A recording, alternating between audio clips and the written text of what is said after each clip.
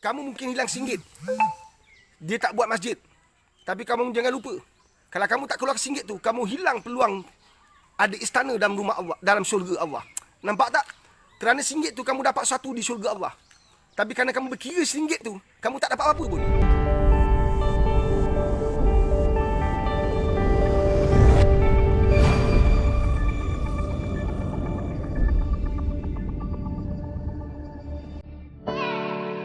Rasa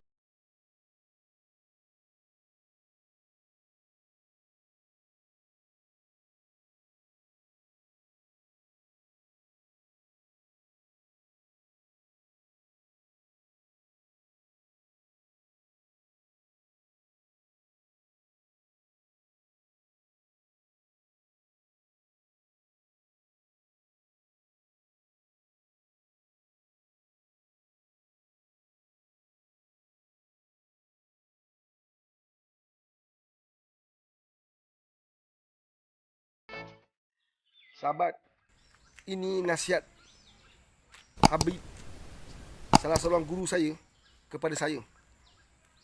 Saya panjang pada anda, terpulang nak terima ke tak? Ini pesan guru saya. Dan saya panjang pada anda. Mudah-mudahan Allah terima. Ha? Pun dah hujung-hujung. Nak jatuh? Boleh?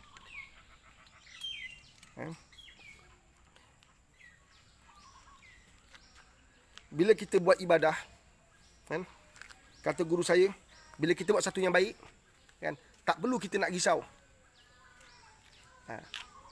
Natijahnya macam mana? Kalau aku sedekah sekarang, tantah dia ni komplot, dia ni datang daripada sedikit. Kalau aku bantu dia sekarang, silap-silap, kalau aku buat food bank sekarang, silap-silap dia datang, dia ambil semua sekali. Kalau kita sentiasa fikir macam tu, bantuan kita tak sampai. Kan? Tak sampai. Dia boleh call jabat, dia boleh call badan ni, dia call badan ni, badan semua badan datang bantu. Boleh berlaku juga kan? Nampak tak? Jadi dalam bab dakwah, dalam bab ibadah, kita buat je kerja kita. Yang lain serah pada Allah. Serahkan. Hablum minallah wa ni'mal wakil. La haula wala quwata illa billah. Kita buat je. Kan? Bendera putih datang. Kita pun kata, kalau aku tolong ni tak banyak, berapa ramai orang tolong. Itu dia. Tugas kita jalan. Dia dah tahu dah orang tolong, dia masih lagi naik bendera putih supaya banyak lagi orang tolong. Itu dia dengan Allah. Kan? Tapi orang yang jaga amal, orang yang jaga Quran, orang yang jaga solat, orang yang jaga hubungan dengan Allah, hablum minallah, Allah akan gerakkan hati dia ke mana. Percayalah. Itu semua guru pesan. Nampak tak? Bila kita bagi duit, ada orang datang nak buat madrasah kat Thailand. Nak buat madrasah kat dekat Thailand lah, kan? Subhanallah, kat Golok dan sebagainya kan. Nak buat madrasah. Kita tak tanya, betul ke tak ni? Tentang sedikit, nanti datang tipu. Kata guru saya, bagi je. Kamu mungkin hilang RM1. Dia tak buat masjid. Tapi kamu jangan lupa, kalau kamu tak keluar RM1 tu, kamu hilang peluang ada istana dalam rumah Allah, dalam syurga Allah. Nampak tak? Kerana RM1 tu, kamu dapat satu di syurga Allah. Tapi kerana kamu berkira RM1 tu, kamu tak dapat apa-apa pun. Kamu bagi, dia tak bina masjid, tapi kamu bagi sedekah tu, tak dapat pahala. Nampak tak? Kita bantu. Ada orang, tak usah bergaduh. Tak usah, kita bukan orang politik. Kenapa nak bergaduh? Jangan terikut-ikut orang politik. Mereka nak kita bergaduh. Mereka nak kita sambut agenda mereka. Mereka nak kita jadi bodoh supaya dikekalkan bodoh sampai bila-bila. Tolong ingat pesan saya. Saya ni bukan orang politik.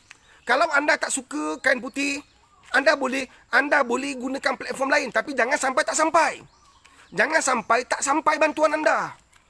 Anda tak suka kain putih, tak jadi masalah. Tapi sejauh mana anda mampu pergi raung taman untuk mengenal pasti orang susah? Apa platform kita?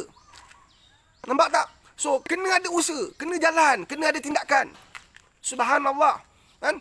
Jangan terpengaruh, jangan terperangkap dengan apa-apa agenda politik. Kan? Saya tidak pernah sama sekali menjadi mana-mana ahli parti politik. Satu, saya bebas untuk kritik mana-mana parti. Saya tak terikat dengan mana-mana parti. Walaupun masa remaja dulu saya ada parti. Apa dia? Parti muda-mudi. Kan? Saya tak terikat dengan mana-mana parti. Satu, saya boleh nasihat pada mana-mana parti. Saya boleh tegur pada mana-mana parti. Tak terikat.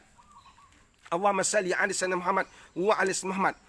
Kita kekal doa pada Allah, mudah-mudahan mereka semua dapat hidayah daripada Allah SWT. Kan?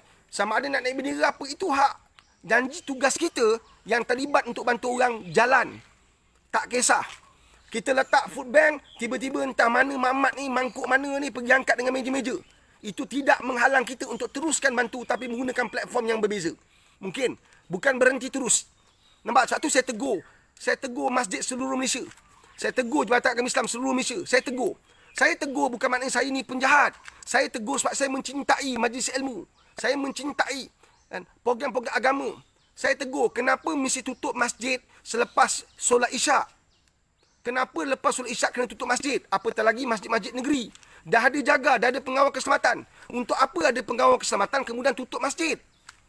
Masjid ni bukan tempat untuk orang, masjid rumah Allah, tempat orang beribadah, tempat orang sujud. Solatnya tidak hanya terletak pada solat isyak. Ada musafir, ada orang bangun tengah malam, nak damai, nak bahagia, nak tenang. Dia pergi masjid. Kalau masjid tutup, maka kita telah menghalang orang untuk mengimarakan masjid. Jangan salah faham. Ada orang tak boleh zuhur kat masjid sebab dia kerja tempat lain. Waktu malam dia ada masa. Dia nak berdua-duaan dengan pencipta dia. Dia pergi masjid. Kat rumah sempit. Kena faham semua ni. Kenapa tutup? Sebab pencuri masuk. Sebab tabung masjid orang curi. Ada TV besar dah pernah kena curi. Jangan masuk peti. Tak payah masuk tabung masjid. Tak payah. Sekarang semua dah ada orang lain. Tak payah letak TV. Bawa balik je rumah imam. Kalau pencuri nak masuk, kita kata TV ada di rumah imam. Bagi tahu tu terang. Letak kat depan pagar masjid. Semua barang-barang penting di masjid telah dipindah ke rumah imam. Macam tu dah cukup. Pencuri tahu. Nampak tak? Jadi kita semua boleh pergi masjid. Kenapa kerana ada seorang dua pencuri, kita tutup masjid terus? Kenapa ada seorang dua buat pegangan macam tu, kita terus batalkan food bank? Kenapa ada seorang dua yang menipu dengan kain putih, kita terus berhenti usaha kita? Teruskan usaha kita. Nampak tak? Kita jangan terperangkap dengan apa-apa agenda orang lain. Kita tolong orang bukan sebab kain putih. Kita tolong orang kerana Allah. Kita tolong orang bukan sebab kain putih. Kita tolong orang sebab kita khawatir sebelum dia dililit dengan kain berwarna putih. Tak sempat dibantu. Allah tanya kita. Jangan main-main. 40 kanan, 40 kiri, 40 depan, 40 belakang. Jiran akan dipertanggungjawabkan di akhirat. Ini bukan wabi cakap. Allah bagi tahu melalui Rasulullah SAW betapa penting jiran. Jangan main. Jiran menjadi penyebab orang tak masuk syurga. Kena faham tu. Sebelum kita nak bantu orang lain, ambil tahu dulu jiran kita dah dibantu tak? Sebelum kita melihat orang lain, lihat dulu keluarga kita dah dibantu tak? Benar bantu orang lain. Mak bapak tak pernah bagi duit. Isteri tak pernah bagi nafkah. Tapi kat luar macam-macam bercakap. Bantu orang NGO. Nampak tak? Cakap hebat. Tapi isteri tak bagi nafkah. Anak-anak duit tak pernah bagi. Mak bapak dilupa, dipinggir, disingkir. Allah. Nampak tak? Ini penting. Dalam Islam dia punya platform. Dia punya platform. Dia punya kedudukan. Sebelum kamu belanja orang, kamu kena belanja isteri kamu dulu. Sebelum kamu sedekah orang, kamu kena pandang keluarga kamu dulu. Sebelum kamu nak bercerita tentang sedekah, kamu dah bantu tak keluarga kamu? Contoh macam itulah. Allah bersalli ala Muhammad wa ala Muhammad. Kita mempunyai pandangan Islam ra'i perbezaan pendapat. Jangan kita bergaduh. Jangan kita nak maki Amuna ni bodoh punya apa ni siapa ni dengan cap ni semua bodoh, setan tak guna, babi, macam-macam dia bagi. Kan? Apakah selepas anda maki-maki orang ni anda dapat bahagia? Kalau anda dapat bahagia, semua orang dah maki dah sekarang. Saya tak payah tok-tok ni.